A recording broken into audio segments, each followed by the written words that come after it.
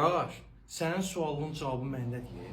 Bu dəqiqə bilirəm həmin o suala cavab axtarırsan ki, Qarabağ CSKA Sofiyanı keçəndən sonra Avroliqanın 3-cü təsnifat mərhələsində kimdən üz-üzə gələcək? Deyim, bil də. Bax, bu komandalardan biri ilə. Ya Yelloniyadır ya həmin o komandalardan biri. Polşa komandası. Ya Maccabi Tel Aviv Şerif cütünün qalibi ilə. Ya Hammerby Anderlecht cütünün qalibi ilə. Ya Pafos Hayduk cütünün qalibi ilə.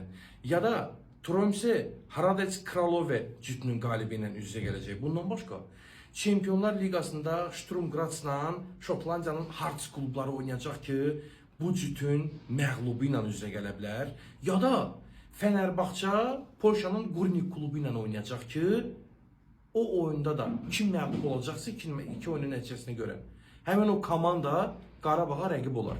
Bu Fenerbahçe də ola bilər ha. Sən kim istəyirsən bu komandalardan Qarabağa rəqib? Yaz da onu rəy bölməsinə. Gözləyirəm. Değerli izleyiciler, bildiğiniz gibi Miray balamızı bir neçə aydır ulserativ kolit xəstəliyindən müalicə etdiririk. Bağırsağındakı sancılar təbii ki dözülməzdir.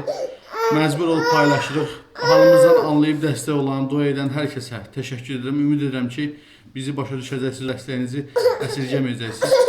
Allah heç kimə bizim kimi çarəsizlik nəsib eləməsin. Kömək olan, olmayan hər kəsə ancaq xoşbəxtlik arzu edirəm. Biz də təbii ki, balamızı xilas etmək istəyirik. Ona görə sizdən maksimum şəkildə dəstək olmağı rica edirəm. Ümid edirəm ki, harayımıza səs verəcəksiniz, dəstək olacaqsınız, dua edəcəksiniz. Öncədən hər birinizə təşəkkür edirəm.